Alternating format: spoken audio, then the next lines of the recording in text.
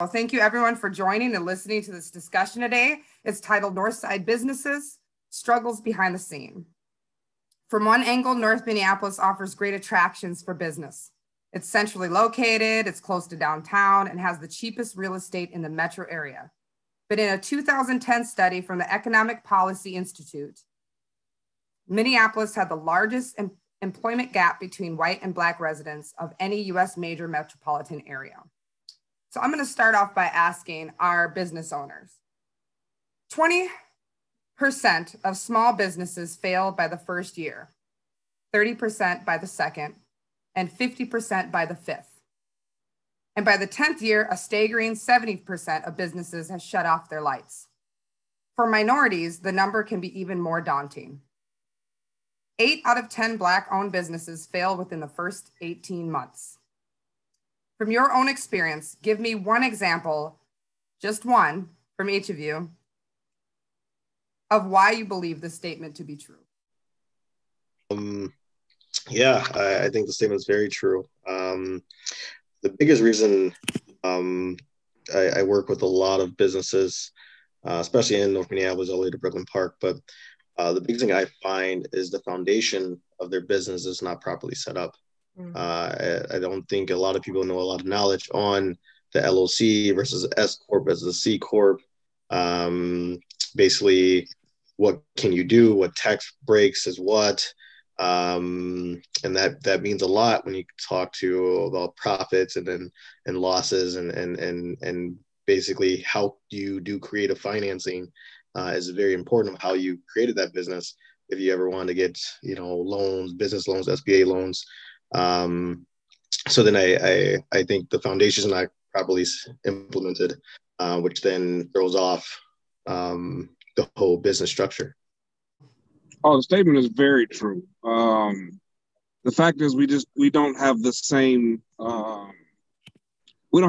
access to capital and like Dwayne said, knowledge that our white counterparts have and our other counterparts, period. African Americans are typically traditionally kept out of the generational wealth building avenues that are all of our counterparts are not. So it's a very true statement. I don't really have much to add because I think they're dead on. I do think one of the, part of it too is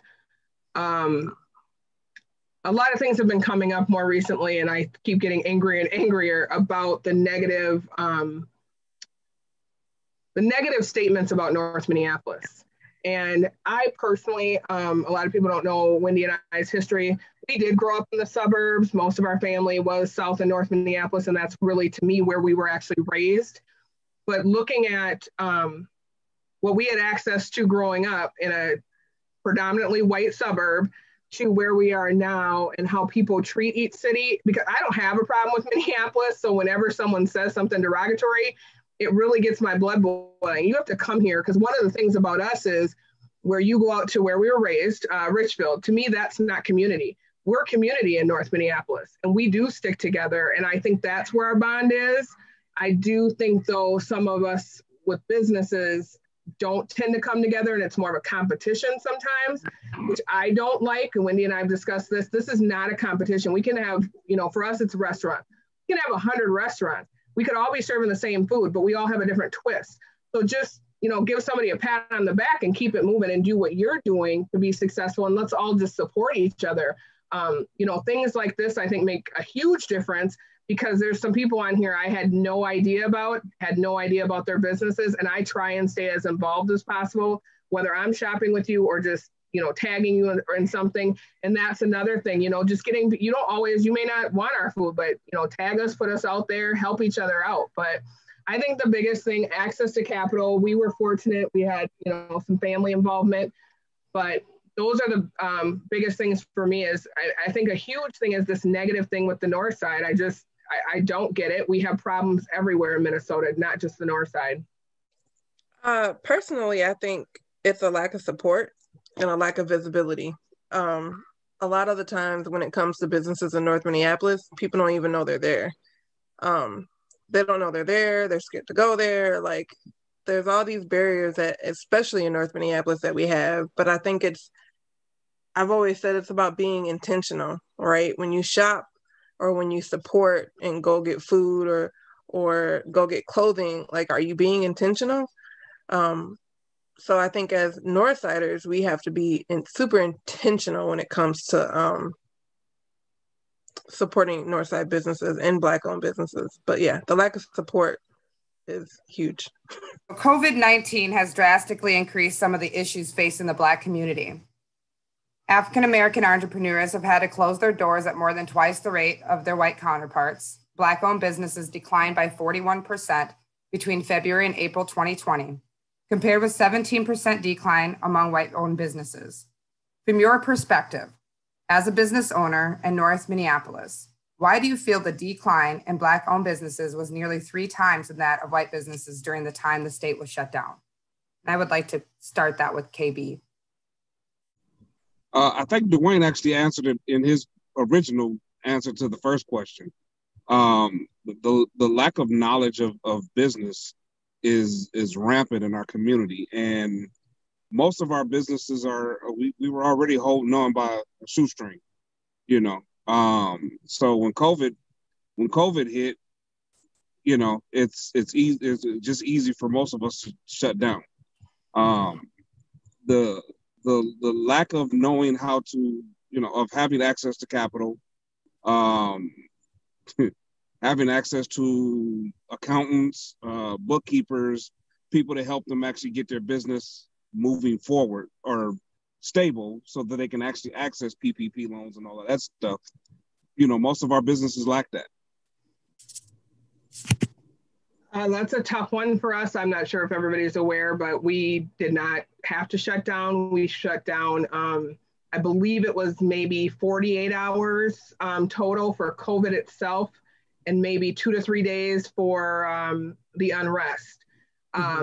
We did it to protect the community because we were allowed to stay open. We were considered essential.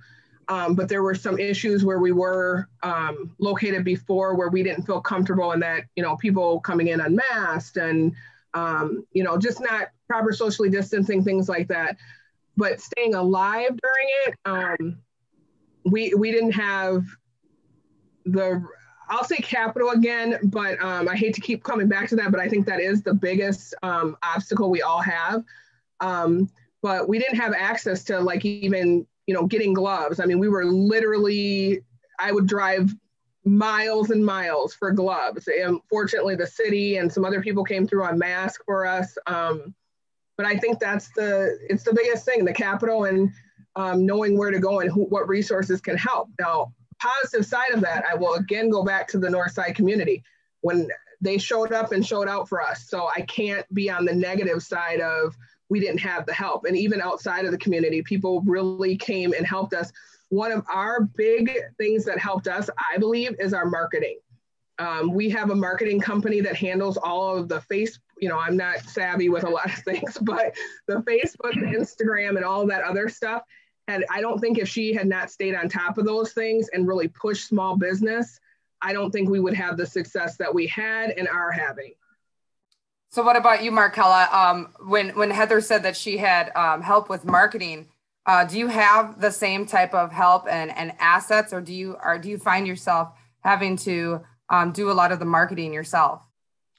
I do a lot myself. What I am finding, especially with working with other businesses, is they don't have good marketing, right? They don't have the capacity to do all that marketing themselves.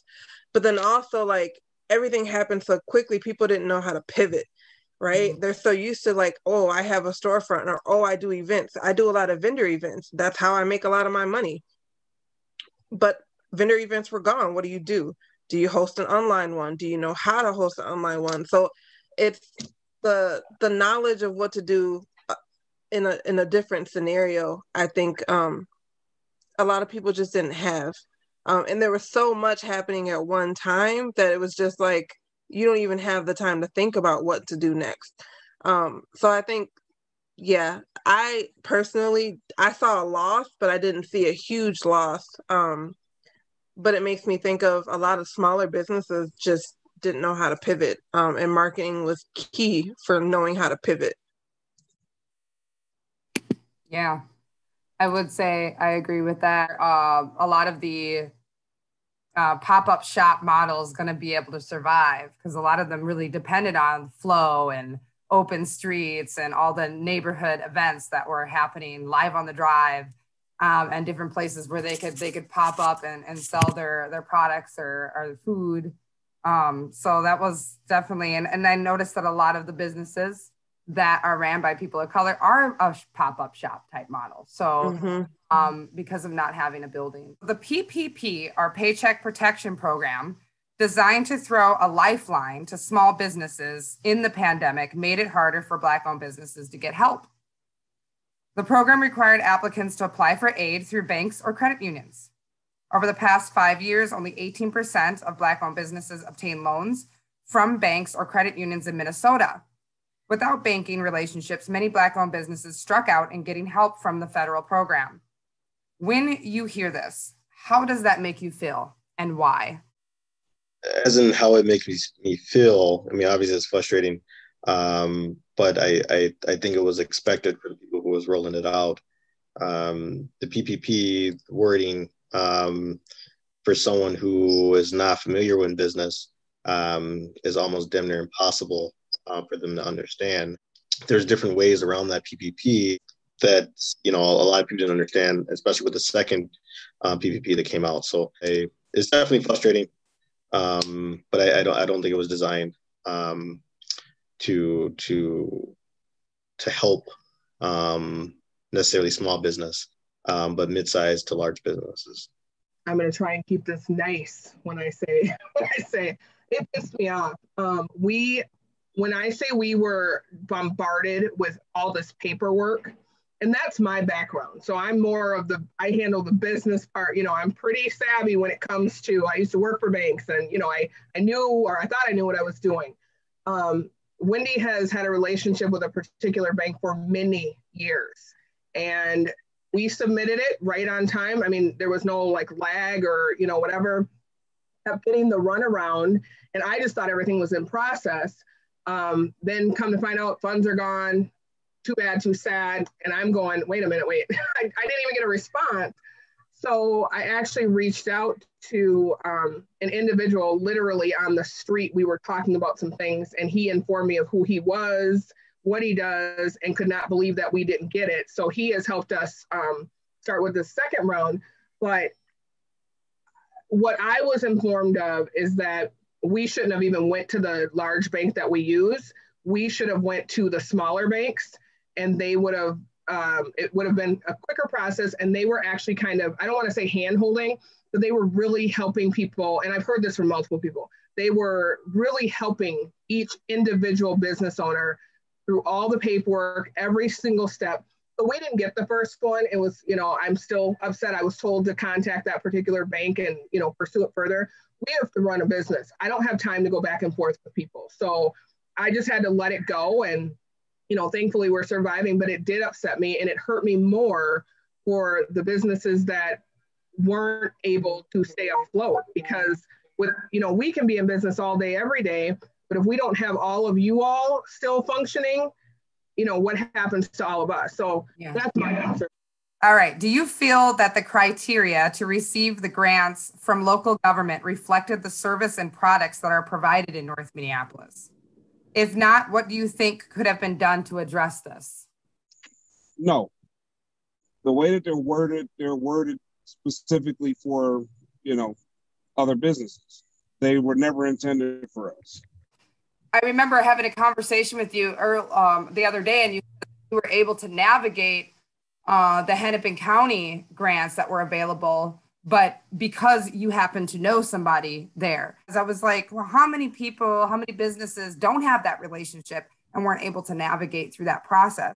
Yeah, I was denied the Hennepin County one until I called a commissioner that I know real well. I remember walking up and down Broadway and Lowry with the applications that Hennepin County was offering funds to help businesses out during this time. But I noticed that a lot of the criteria, it was for essential businesses, for food businesses.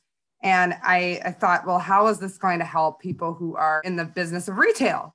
Heather, were you able to take advantage of the funds that were available from the county? Yes, and honestly, that was probably one of the easiest applications that we encountered through the whole process. It was pretty slick. Yeah. I think with the first one, there might have been a little, I'm trying to remember, but like with the second, they basically came back and said, we already have your information.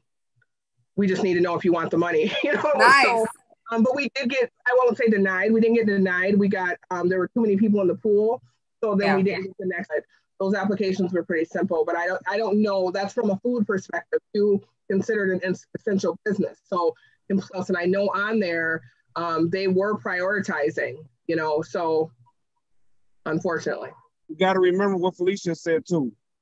One of the biggest issues is they ran lotteries. Yeah, specifically the city of Minneapolis and Hennepin County, the way that they did their grant programs in response to COVID-19, from the inside, they were building that ship as they were trying to sail it.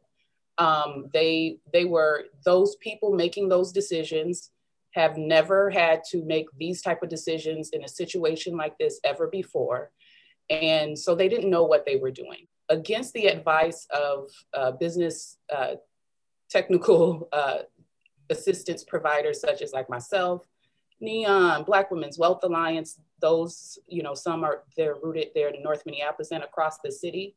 They did things like add language we suggested, like you need to allow like entrepreneurs who perhaps don't have all these many employees, because PPP left out smaller micro businesses, such as like a business like, mine. I don't have employees. So even, if I would have a need, even if and I actually had to continue working both my work at WBC and my consulting work, which is for artists and other creative entrepreneurs, because we were trying to figure out how to get funding for them as well. So what happened was a lot of like the vendors, the artists, the people with the hustles that actually have legitimate businesses, even registered in the Secretary of State, still weren't being able to get access. So what they did was they created a lottery, which in itself is not equitable, despite being very aware that there were disparities in communities like North Minneapolis.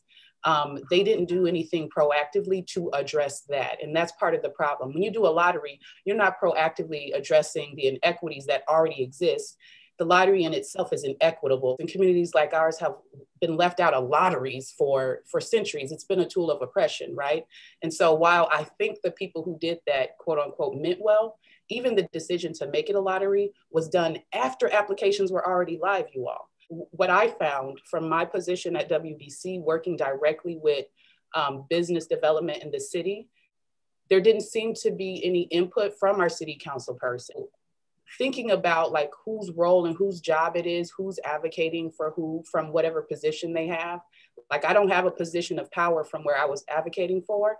I felt like the people in those positions of power didn't make decisions that really uplifted what feedback some of us were giving them. KB's one of those people. I see other people on this call who I know who have been in those rooms trying to inform this. And what they did is not what we said to do. Our position collectively has to be to hold them accountable to things like that. They are definitely willing to sweep under the rug how they did that last year. Nobody wants to talk about that and address, but if something else happens, what are they going to do? Because they still haven't figured it out from before. Now, I've been thinking a lot about the conversations that people are having about a possible light rail coming through North Minneapolis. I actually sat in a meeting about a week and a half ago that was talking about the possibility of the light rail coming down Broadway Avenue. And what I noticed was when I was in the meeting, there were no for-profit businesses in the meeting. It was only nonprofit businesses. So I didn't get to hear from any of the for-profit businesses and how they felt about it. What are your guys' feelings about that? And how would you be able to handle something like that? I would say with that proposal, it sounds exciting, and it usually comes with promises from federal about, money they're going to give to business owners around the West Broadway. When it comes to long term, and gentrification of this area, I think it'd be a huge problem. I think it would probably destroy 50% of all Black-owned businesses down West Broadway long term. Short term, I think it will try to stick it out. But even when St. Paul put in the light rail, I don't know if people know the history with that, but the average rent was around $1,100 to $1,500 a month, around kind of what West Broadway is seeing right now, and then it jumped to $2,200 to $2,500 a month. So if you're thinking about COVID and you're thinking about the losses that a lot of businesses sustained, I'm pretty sure a lot of businesses can't afford another $1,000 or $1,500 to their rent. Or what's going to happen is the state is going to conveniently open up more spaces around that price range in a different area, which then a lot of businesses would then relocate. Felicia, from your perspective as on West Broadway Coalition and working with the businesses on Broadway, do you feel that the for-profit businesses would be able to handle being closed for a few years while this rail goes through, it gets developed? Oh, absolutely not. They wouldn't. Yeah. I think, and I kind of typed some stuff there in the chat. I think there are a lot of things to kind of consider with regards, and myself, I am learning quite a bit about public transportation and transportation development, and really thinking about how it impacts communities like ours specifically, things that need to be considered that I haven't seen Hennepin County, or I haven't heard them, they ain't told me that they're doing yet, is really considering that a lot of the business owners on West Broadway don't necessarily own the property that their business is in. So that actually doesn't put the business owner in any position of to control like the benefit of anything, because the way that they look at development is who owns the land, who owns the property, who owns the building. These are the people they're looking to support through stuff like this, right? And if we think about it historically, transportation has been used as a tool of oppression in communities like ours versus how they've been used as tools to stimulate economic development and whatnot in other communities. If you look at what's happening in South, their light rail, it's the whole way that it's affecting, impacting, engaging with community is completely opposite of what happens here. Like they got tunnels, they got bridges, they don't have to worry about moving stuff off of the street because they're going to do a bridge. They're preserving natural habitat. They're thinking about all these things in a way that's costing actually much more money than it would cost us to get everything we want, right? And do it the way we ask them to down our corridor, if we decide that we even want it. I think part of the problem is like that engagement around community needs, wants, and desires is not there. That hasn't really happened from like that government entity level in a way that has brought in, like you said, those for-profit businesses. And what ends up happening is there's not that loop where these businesses can say, hey, like, I don't actually understand the impacts of what would happen if a light rail came down here. And to make an informed decision on like, do I want it to come here or not? Because, communities like ours, we're really good at shutting stuff down, especially if we don't understand it and we don't trust it. But as I said, transportation, it's usually by communities who are controlling what's happening, and they're guiding and they're informing what's happening. And so I think those are some of the things that we need to consider. If this community says yes or no, I think like we should have that space to be able to decide. Always, community engagement is extremely important. I think people need to have the opportunity to have their voice heard when it comes to any major construction or major development that's happening in their community. And then it should also be the responsibility of the city planners to, even if the community says yes to a project, to also make sure that it doesn't harm the community in the long term, and work with the community to make sure that it works with them. Heather, if you are renting a property and leasing out a space to run your business, and someone tells you that the street is going to get tore up for 3 years. I mean, what do you think that would do to you? Well, I can actually give you an example. When we were on Broadway, they tore up literally part of the sidewalk, and I did a Heather, and I called the city, the company that was on the side of the trucks, every person that I could think of, because one, we were not notified. It did affect our business. Customers said, oh, you guys are closed, or, this. So we didn't have, it's just not possible. I mean, especially, right now with everybody already being, we're all trying to just keep our heads above water. And for something like that, I mean, I just can't see it happening. I mean, I don't see it being a benefit to the businesses that are existing there right now. They need to allow people to get back on their feet, or find, help them find locations, which is not going to happen. And people have gone into retirement, so they're holding this property because they don't have anybody to oversee it, or whatever the case may be. Well, we are all paying taxes on those properties, so I need to see something done with those properties. And that's my problem. Like, we just, we all have to speak up. It can't just be, I'm not saying it's just me, but we have to speak up at these things, because it's okay to have these buildings sitting vacant or looking like trash, or just sitting on the land, because we're paying for it. They don't care. Yeah. And again, North Minneapolis, so who cares? They'll be fine. A lot of the issue is a lot of the properties that are along our business corridors are actually currently owned by people who do not live in the community. And so, and a lot of how this goes is these properties are already bought and paid for. So there's really no mortgages on a lot of these buildings as well. They've been and paid for. That's why they're able to charge a lower rent currently. And a lot of them will definitely benefit if something like that, if something major happens. Because what would happen is, like along University, they were able to provide the businesses with rent assistance. Well, where does that rent assistance go to? It goes to the property owner. So the property owner is able to sit pretty. And when that development goes through and they bring up, when it's done, when it's all said and done, and they jack up the prices of the rent, the businesses either way suffer.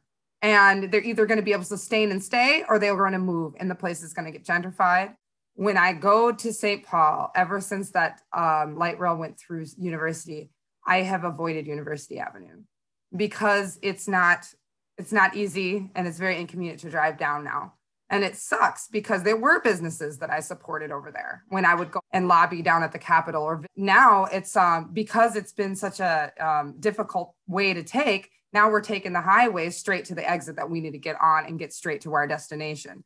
So I worry about that. And I'm not saying that we shouldn't get a light rail. We should get a light rail in North Minneapolis. We should, but we definitely need to be intentional about where that light rail goes, so that it doesn't destroy our culture and who we are as North Minneapolis. And I also worry about the fact that we're the last historically Black neighborhood in the city of Minneapolis. And the issue is we have too many holes and empty spaces along our business corridors. So even if the ones that were there were able to sustain throughout this process, we would have still so many empty holes and so many empty places that would be filled up, and it would take away from our character of who we are as a North Minneapolis and what we would like to bring back from our history. So I'd like to finish by asking a final question to our panelists, and then we'll go into questions from people who are here. Pre-COVID communities of color already had a difficult time starting and sustaining their businesses due to discriminatory lending practices, lack of mentoring, network, or lack of social capital, investment, and outright self-doubt. As we close, I would like to ask each one of you, what is one key thing that your local government could do to support local businesses to help them start up, maintain, and sustain? Honestly, I think there's a lot of information out there. How it gets passed down to people in our community is key. A lot of the times we just we don't get the information, or it's so high level that we can't understand it and process it. So I think it's key that we start having these conversations that people can actually understand. Digging into the PPP loan on a more basic level sometimes will help people. But when you're just like, hey, there's a loan out there and hey, you could get it, but can you explain that? What does that look like? What is the application? What does that mean? Like, we need to be able to have those conversations, and especially when there's such a distrust of government. And I mean, among Black folks, right? There's a distrust of government. We don't trust them. So you're telling me from the government or from the federal level, I can go get a loan? Okay. Should I trust it? What does that, like, again, what does that really look like? I think just from the meetings we've had, I think the biggest help would be for them to give more support to, and I can't remember what they're actually, the category they're in, but more support to places like Neon, West Broadway Coalition, because that's where we generally get a lot of our information. I'm not saying we get everything from them, but it's sent in a different manner. And if you echo that paperwork, and it's just a lot. And I'm not saying we shouldn't have to prove. My problem with so much of it was, you're giving these huge restaurants 300 grand, and we just want maybe 5,000 to just get us over this little hump. But how did they do that? And we, like, all our paperwork's in order, everything's going, but we don't get anything. Tell us the truth. I guess that's the other thing, is tell me the truth. And I shouldn't have to go to one of our representatives and say, hey, this is what happened, and her tell me, oh my goodness, call my office. There's no reason that should have happened. No, I shouldn't have to go through all of those steps. So it's just being transparent, helping the businesses that are here that are trying to help small businesses. We're not looking for a handout. But we want this to be on the same level as everyone else and be treated the same. And we are absolutely not. So Dwayne, what do you think would be just one great thing that the government could do to support the startup or the maintenance or helping a business to be able to sustain, especially when it comes to small local businesses, minority and women-owned businesses? To be 100% honest, I believe you have to allow for-profit consulting companies to help for-profit businesses. I'm not saying nonprofits can't do it, but it's hard for a nonprofit business to come with the framework and the mindset and the structure that the for-profit business is looking for when they're talking about to help them out. So I think what the biggest problem is, they have all this funding, but then you have a for-profit business. Like I applied for my consulting company to be one of the companies that we can bill the state to help with documentation for companies, to help with building contracts, to help with PPP applications, to help with building all of that stuff that we do for our big companies that come to us to help us do that. They can afford it to pay us to do it, but we can't do that for small businesses. And there's no support for that, because if they don't have that financial help at first to get people like us to come in, then they miss that opportunity. So I think, and it's the process was ridiculous. I applied for the Hennepin County to be one of those companies that do that for people that look like us in North Minneapolis, where they can come to my location, and then we help them with that, the grants, all of that. But that process is hard. So I think they need to be more intentional on who they have support our for-profit businesses. So I think about that a lot, where, our local government, they make this comment a lot, and they say, oh, we support local business, we support small businesses. But a lot of times we see resources go into our community and they go to a nonprofit that's supposed to support the businesses. And a lot of that funding gets eaten up in the wages and the programming for these nonprofits, and don't really end up in the hands of the business owners. We don't have the social equity or the social capital that other businesses do. When you look at in Northeast, you look at in downtown, you look over in North Loop, they're able to start a business and with a bang. You've got this beautiful facade, you can drive by and you're like, whoa, that's nice, I want to go in there. They have enough money to do a good marketing campaign to get people in. And that social capital is so important. The city of Minneapolis has a history of blocking certain people out of property itself. And so when we look at that history and say on certain deeds in the city of Minneapolis, on certain household deeds, it says you cannot sell this property to a person of color. The next person that can buy this house has to be white. And there is a history of that. And the city of Minneapolis actually supported this. And so when that happened, it didn't just block certain people out from owning property, but it also blocked people out from social capital, social equity, being able to talk to folks that are at a certain level of society, that we're able to get into a college, that we're able to get a certain job. We're blocked out of certain social clubs. Our kids were blocked out of certain schools. And because of that, we weren't able to move up in society based on who we knew, because we weren't born with that generational wealth. And so when I think about stuff like that, I also think about how that applies to our businesses. And when you go into a person's Rolodex of somebody that owns a business on Washington Avenue in North Loop, and you go through the Rolodex of somebody who owns a business in North Minneapolis, guaranteed there's going to be a huge difference. And so, when you first start a business, you can go through your Rolodex and get $5 or $10 to $100,000 loans to start your business just based on people you know. Then it's also easier to be able to go into a bank and say, this is what I have, to be able to secure more dollars to even make the business even more sustainable. And so what would it look like if the city of Minneapolis created a program to where they help these businesses start by granting them a facade grant, by granting them a build out grant, so that they're not out of money by the time they open up their business? What would it look like if we created a program to where, like Step Up, we offer dollars for youth to come in and work for a business in the summertime? What would it look like if we had a 3-year program for businesses in North Minneapolis to where we could subsidize the employee wages by 50% for 3 years? What would it look like if we could help them with the financing that they needed in order to market and connect them with a top of the line marketing company to be able to do that marketing for them? These things are the biggest things that put a business out, and they're the biggest things that make a business successful and sustainable. And so when I think about things like this, I really think that, a lot of talk has been pushed around about, owing the community that has been oppressed for a long time. Plymouth Avenue burned down in the 60s. It burned in just 2016 when Jamar Clark was murdered by the police.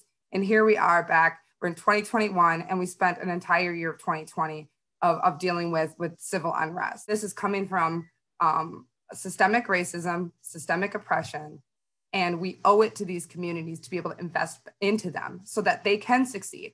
Crime is directly correlated with lack of economics. And nobody can argue with that, because that is fact. You can literally see, if you look at a graph and you watch crime increase, it is directly connected to unemployment rates.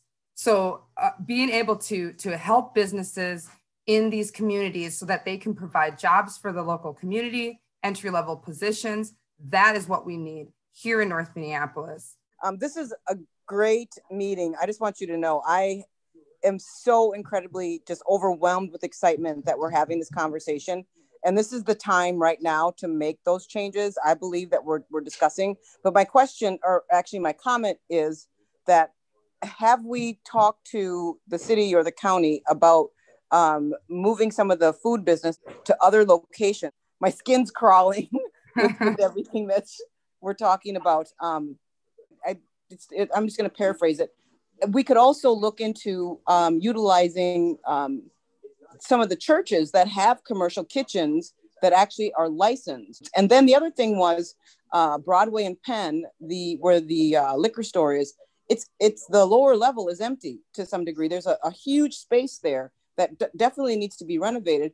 But are there dollars that we are funding, or philanthropy, the city, the county, whatever, that could just sheetrock those places up and then create some kind of a farmer's market, so to speak, for vendors to be able to sell, their wares or what have you in that space until they're able to move back into some of those spaces.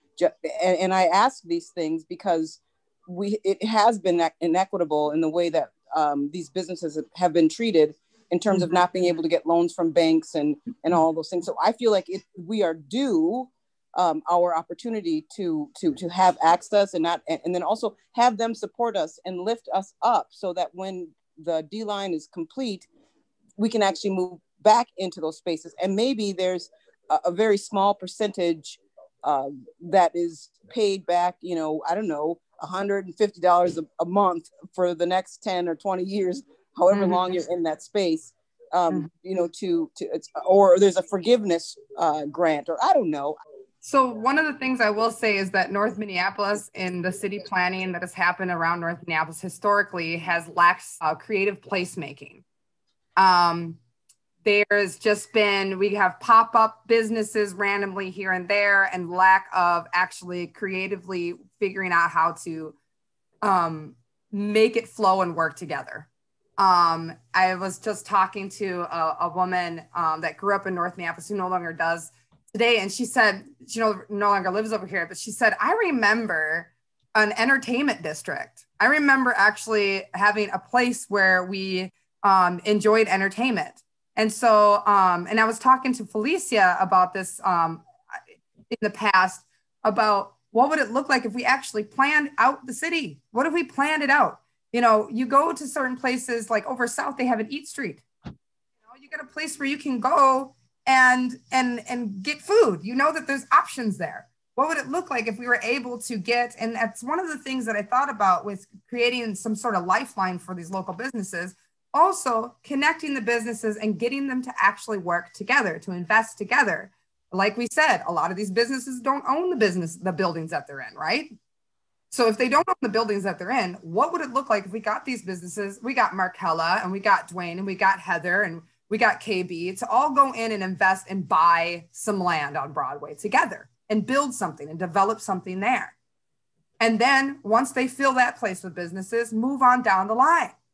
And this is one thing that I'd like to see, but also I love that you brought up Broadway Liquor Outlet, because you're right. They have a very large space down there that does need to be built out. And when I look at that space, every time I drive by it, I think of Gray's over in North Loop. I don't know if you ever been over to Gray's in North Loop, but Gray's is a place where you walk in and there's restaurants in there. You've got tons of space to sit down, relax by a fire, whatever. It's like a food court that you would go to at a mall and sit down and enjoy the space like you're sitting at a coffee shop. Why couldn't we have something like that there? So Capri Theater is redeveloping. They're going to have a beautiful space there where there's going to be movies and shows and entertainment. We need to build off of that and start thinking about what we're going to put around that space so that it works together, it flows together, at a destination spot. We take back our North Side and build the culture that's already there and build it up. Dwayne, you wanted to say something. I don't think a lot of people know North Minneapolis is considered what's called an opportunity zone. What that means is if you own property, you can do what's called a 1031 exchange. What that means is if I buy my building and this building falls under the opportunity zone, when I decide to sell that, because it's part of the opportunity zone, I don't get taxed on the profits of that building. So when you have like things like that designed for investors to invest in the area, one quick thing would be, hey, you can do that program for encouraging Black-owned businesses or Black-owned investment groups to have an opportunity zone for that Black-owned group. And at that point, you would see mass investment in Black-owned buildings in this area. But that's why a lot of North Minneapolis buildings are owned by most people that had the money before, because it's still part of that. So, and a lot of people are not getting away from that, because what they're doing is they're building up that equity within those buildings, and then they will sell at some point. But they're holding them. I know the guy who owns most of the buildings around Penn and Broadway, and he's been sitting on it for 30 years. And the reason for that, hostage. Yep. I'm sorry? Yep. He's holding the city hostage. Mm-hmm. Because of that, and I actually sat down with them and had drinks with them. So, but it's because of those things and those programs that they have for those investors, like the 1031 exchange, like the opportunity zones, and it's not meant for the right people to have that to build this community. What it is encourage a lot of people to throw a lot of money into this area, but they don't need to manage how that money is being spent or who they haven't put in their facilities. I think 3 of his buildings is vacant, and he said he would never put anyone in them. So, because he already owns the building and he doesn't need the money, and he's just sitting in until in a different investment group, offer him millions of dollars. And then at that point he would sell. So I think some of that stuff is like looking at those programs that we have surrounding, that Minneapolis is a opportunity zone, and then limiting or adjusting those qualifications for people utilizing those programs. I went to the city and I proposed a fashion district on Penn and Broadway. I was denied that grant, but just because what most, if you look at Texas, you look at California, you look at Florida, they all have fashion districts, right? And those fashion districts, what it does to the economy in that area skyrockets it. And I said, hey, Penn and Broadway's already set up for that. And if we remove or we put a fashion store in every place that's open, so then we can have new buyers come in. Yeah. Kristel, I wanted to comment on, you had talked about Plymouth Avenue, and I lived on DuPont and Plymouth in 1967 when the riots hit. I had a paper route up and down that avenue, and there were so many businesses, it was ridiculous. There were restaurants, there were movie theaters, bowling alleys, there was all sorts of businesses. And after the riots, they all disappeared, and none of them, the only thing that really is successful on Broadway now, funeral homes and liquor stores.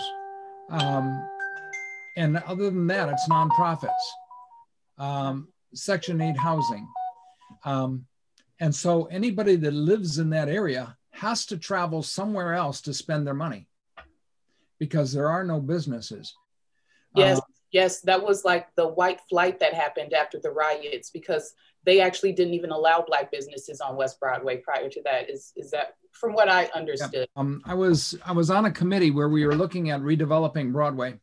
And one of the people on my committee says, if we just redevelop Broadway, it'll fail. We need to redevelop the community around Broadway. We need to develop 3 blocks to the north and 3 blocks to the south. Yeah. Our people don't know how to look in the long term. So we need to buy property. We need to make sure that we have emergency funds so that when COVID does hit, I'm not gone after my first bump.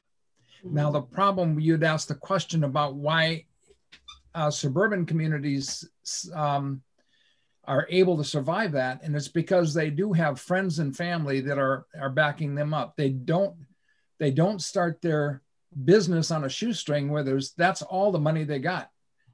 Yeah, I just want to put this out there. I actually in the chair for Falwell Neighborhood Association. So I'm one of those little nonprofits that I'm learning how everything's working. Our upcoming contract with the city includes like a partnership fund. So we can use other outside companies and the money will flow through them rather than through us, but it has to be applied through us. So that's just coming from the city, and that's just a heads up for anybody. How do you feel like your business support has changed from the communities since 2020 has started? Do you feel like it's because they're interested in your business or because you're a Black business, a Black-owned business? I think for us, I think it's been a combination of both, but I think that a major piece is that Black-owned, woman-owned, and military. When people find out all of these different things, it's like, oh, we have to support that, but how, and they're driving far for this, but that is not this community around us. So we have to sustain that. Not that I'm discounting any other, customer base, but I think our support has grown, but again, I will stress again about marketing and advertising, however you want to word that. We fortunately and unfortunately have been in the media quite a bit in the last 2 years for some good reasons and some bad reasons. So that drew people to us. But again, the marketing piece, as far as community, I feel like the individuals in the communities please support us, but I don't feel like the businesses do. And the businesses that say they are here to support us, I don't feel the support that I think we should have. And someone said earlier about the money coming into this community. And again, I hear these things. I don't see it in writing, but from my understanding, quite a bit of money has come here. And I know we haven't seen any of it, but we all also have to take pride and speak up about things. The neighborhoods look like, Wendy hates when I say this, but it looks horrible, the trash, and people need to be held accountable. And as business owners, you know, we literally have hired someone that walks our building every single day, multiple times a day. We can't even keep up. We come back on a Tuesday and it's just trash. And it's like, okay, aren't you neighbors? Like, we had neighbors that would be on the kids and adults. I shouldn't even say kids, because at this point it's adults and kids, but mainly adults. So there's a lot. I mean, and having these conversations is great, but we also have to have action. Yeah. What would it look like if the neighborhood associations would, you know, maybe even in their newsletter that they set out 4 times a year, piece about, you know, supporting the businesses, and building them up. I know that when I was the ED over at Cleveland Neighborhood Association, in every newsletter, we highlighted a business that was near the area so that people would go in. And so that is a great marketing tool, because it actually goes to the door of every single household in that direct neighborhood. And I really, really think that that's a missed opportunity for businesses and for neighborhood associations to engage with each other and build relationships with each other. And maybe even hosting some of your meetings at the businesses that are in the neighborhood as well, or creating some sort of deal with the business and say, hey, everybody in Falwell can get a 10% off this month at this business, so that people come in, they walk in the door and start meeting the people that work behind the desk and the business owner, and developing that relationship. Now we're talking about trash. Probably about 6 years ago, I started trash talks in my neighborhood, and I had flyers that said trash talks. What does that say about your neighborhood? I do believe that that is something that could come back, where we're asking people just to like own your own block. And you can adopt your stormwater drain, all of you. If there's a stormwater drain near your home, you can adopt that. One of the things that I would like to push once I get elected onto city council is to start providing incentives for people who adopt their stormwater drains, and also report the amount of trash that they take out of that stormwater drain every month. I had started a program this summer. I run Youth Resources, which is a youth ministry. And I started a program called Help Me Breathe this summer. And we're talking about cleaning West Broadway and keeping West Broadway clean. I'd love to do that. You know, give me a little bitty grant and I'll pay these 8-year-olds and 10-year-old kids to walk up and down the street and pick up that garbage, and they'll feel proud about what they've done. I love that.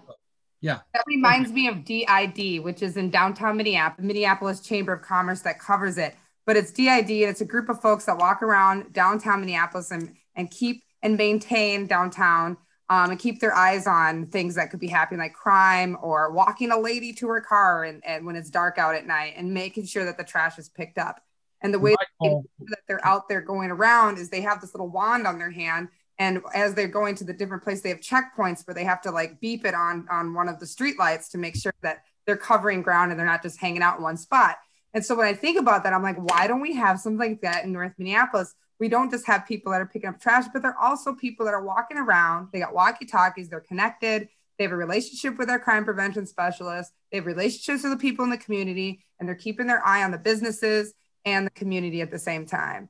And so there's so many things that we can do to make North Minneapolis the North Minneapolis we actually deserve, and we are proud of and excited to boast about. So thank you so much, all of you, for joining this conversation. I appreciate you for staying with us all the way to the end. If you have any more questions and you would like to reach out to the business owners here, I want to say, please check out Broadway Vibe on West Broadway, on the corner of West Broadway and Penn Avenue. Please check out Marcella Smith, Beautifully Classy Driven. She has a Facebook page. And then she also has you can purchase her goods at 3300 Lindale Avenue. But please friend her on Facebook, Marcella Smith, so that you can see some of the things that she sells.